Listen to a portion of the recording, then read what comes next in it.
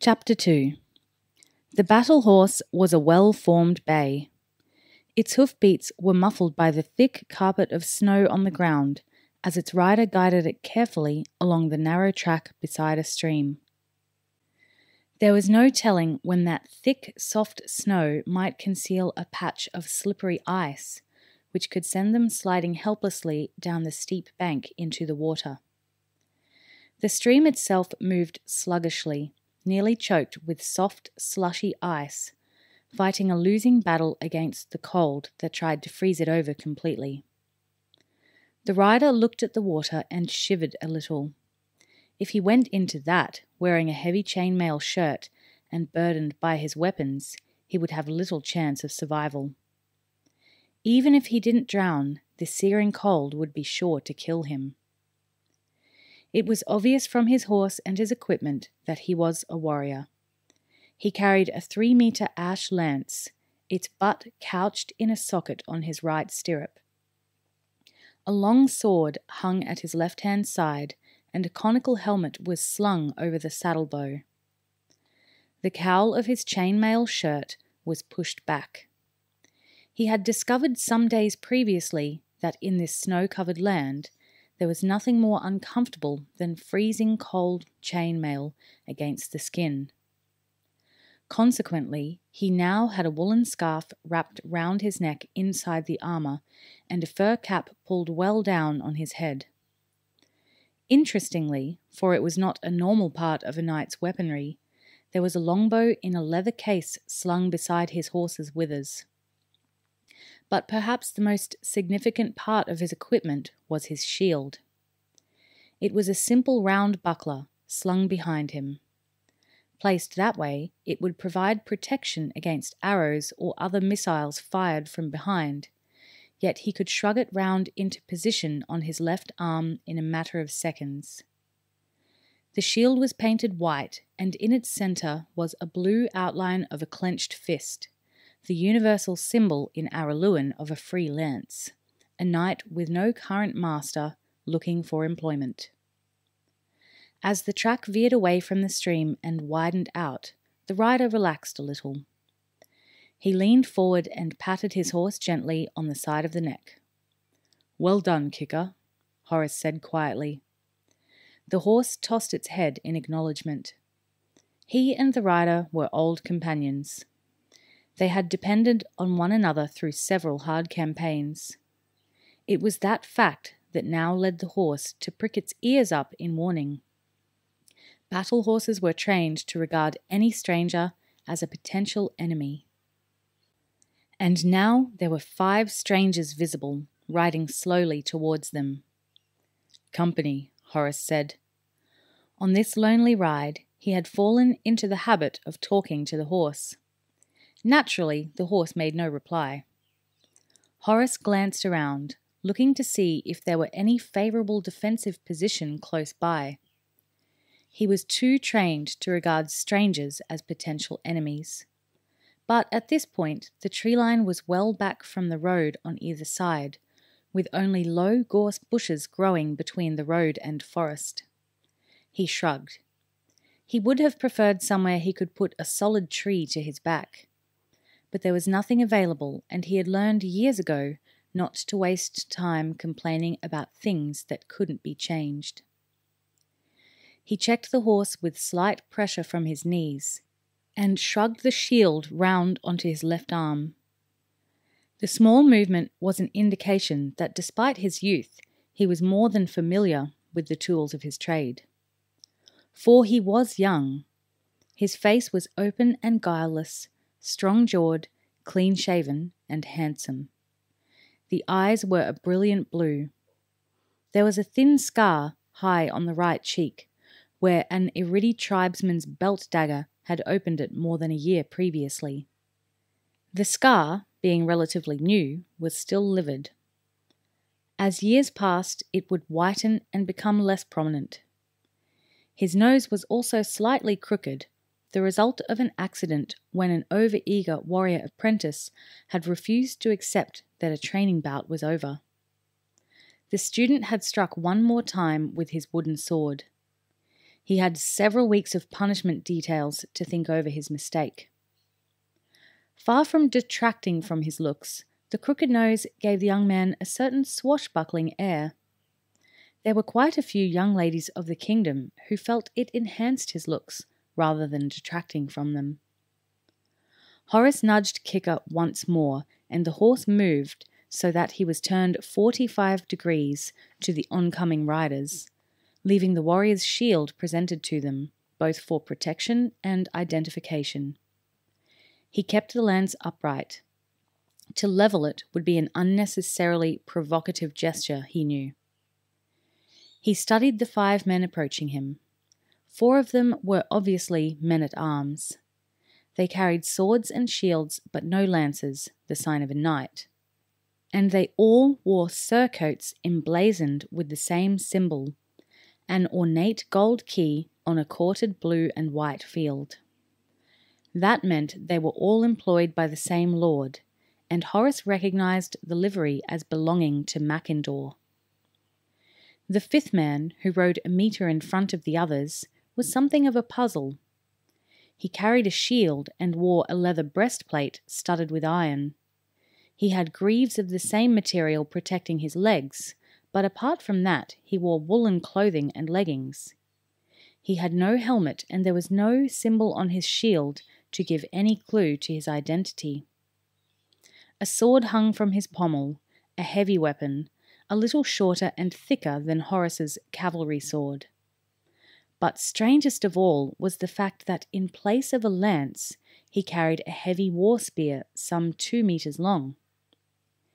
He had long black hair and a beard, and he looked to be in a perpetual state of ill temper, with heavy brows set in a permanent frown. Altogether, Horace thought, he was not a man to be trusted. The riders were some 10 meters away when Horace called out, "I think that's close enough for the moment." The leader made a brief signal, and the 4 men-at-arms drew rein. The leader, however, continued to ride towards Horace. When he was 5 meters away, Horace freed the butt of the lance from the socket beside his right stirrup and brought the point down so that it was levelled at the approaching rider. The stranger had chosen to be provocative, he thought. He could hardly take offence if Horace reacted in kind. The unwavering iron point of the lance, gleaming dully where it had been carefully sharpened the night before, was aimed at the rider's throat. He brought his horse to a stop. "There's no need for that," he said. His voice was rough and angry. Horace shrugged slightly. "And there's no need for you to come any closer," he replied calmly, "until we know each other a little better." 2 of the men-at-arms began to edge their horses out to the left and right. Horace glanced at them briefly, then returned his gaze to the other man's face. "Tell your men to stay where they are, please." The bearded man swiveled in his saddle and glanced at them. "That's enough," he ordered, and they stopped moving. Horace glanced quickly at them again.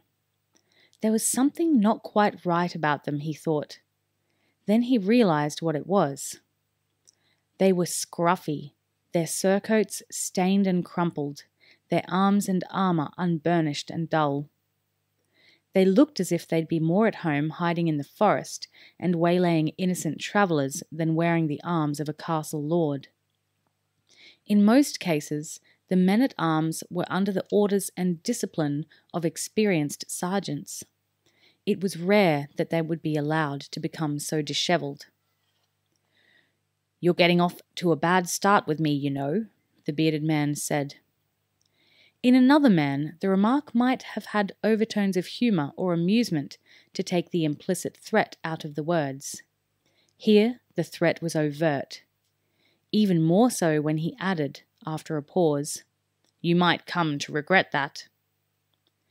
"And why might that be?" Horace asked. The other man had obviously got the point. Horace smiled inwardly at the play on words of the lowered lance. Now he raised it again and replaced it in his stirrup socket as the man replied, "Well, If you're looking for work, you don't want to get on my wrong side, is why." Horace considered the statement thoughtfully. "Am I looking for work?" he asked. The other man said nothing, but gestured towards the device on Horace's shield. There was a long silence between them, and finally the man was forced to speak. "You're a freelance," he said. Horace nodded. He didn't like the man's manner. It was arrogant and threatening, the sign of a man who had been given authority when he wasn't used to wielding it. "True," he admitted, "but that simply means I'm unemployed. It doesn't mean I'm actually looking for a job at the moment." He smiled. "I could have private means, after all." He said it pleasantly, without any sarcasm, but the bearded man was unwilling to show any signs of good humour. "Don't bandy words, boy. You may own a battle horse and a lance, but that doesn't make you the cock of the walk. You're a raggle-tail beggar who's out of work, and I'm the man who might have given you a job if you showed a little respect." The smile on Horace's face died. He sighed inwardly, not at the implication that he was a ragged beggar, but at the insult inherent in the word boy. Since he was 16, Horace had become used to potential opponents underestimating his abilities because of his youth. Most of them had realized their mistake too late. "Where are you heading?" the bearded man demanded. Horace saw no reason why he shouldn't answer the question. "I thought I'd swing by Castle Macindaw," he said. "I need a place to spend the rest of the winter." The man gave a derisive snort as Horace spoke. Then you've started out on the wrong foot," he said, "since I'm the man who does the hiring for Lord Keren." Horace frowned slightly. The name was new to him. "Lord Keren?" he repeated. "I thought the Lord of Macindaw was Siron." His remark was greeted with a dismissive gesture. "Siron is finished," the bearded man said. "Last I heard, he hasn't got long to live. Might be already dead for all I care. And his son, Ormond, has run off as well, skulking somewhere in the forest. Lord Keren's in charge now, and I'm his garrison commander." "And you are?" Horace asked, his tone totally neutral. "I'm Sir John Buttle," the man replied shortly.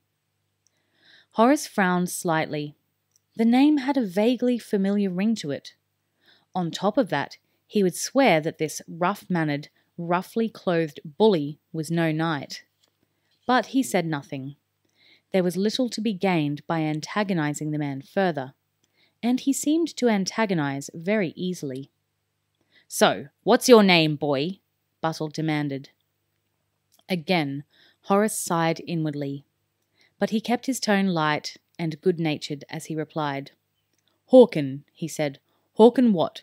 Originally from Caraway, but now a citizen of this wide realm." Once again, his easy tone struck no response from Buttle, whose reply was short-tempered and ill-mannered. "Not this part of it, you're not," he said. "There's nothing for you in Macindaw, and nothing for you in Norgate Fife. Move on. Be out of the area by nightfall, if you know what's good for you." "I'll certainly consider your advice," Horace said. Buttle's frown deepened, and he leaned forward towards the young warrior. "Do more than that, boy. Take the advice. I'm not a man you want to cross. Now, get moving." He jerked his thumb towards the southeast, where the border with the next fief lay. But by now, Horace had decided that he'd heard enough from Sir John Buttle. He smiled and made no attempt to move. Outwardly, he seemed unperturbed, but Kicker sensed the little thrill of readiness that went through his master, and the battle horse's ears pricked up. He could feel a fight in the offing, and his breed lived for fighting. Buttle hesitated, not sure what to do next. He had made his threat, and he was used to people being cowed by the force of his personality, and the sight of men-at-arms ready to back his threats up. Now this well-armed young man simply sat facing him, with an air of confidence about him that said he wasn't fazed by the odds of 5 to 1. Buttle realized he would either have to make good on his threat and try to forcibly send the warrior on his way, or back down.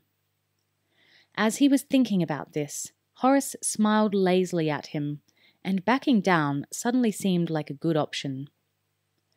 Angrily, he wheeled his horse away, gesturing to his men to follow. "Remember what I said," he flung back over his shoulder as he spurred his horse away. "You have till nightfall."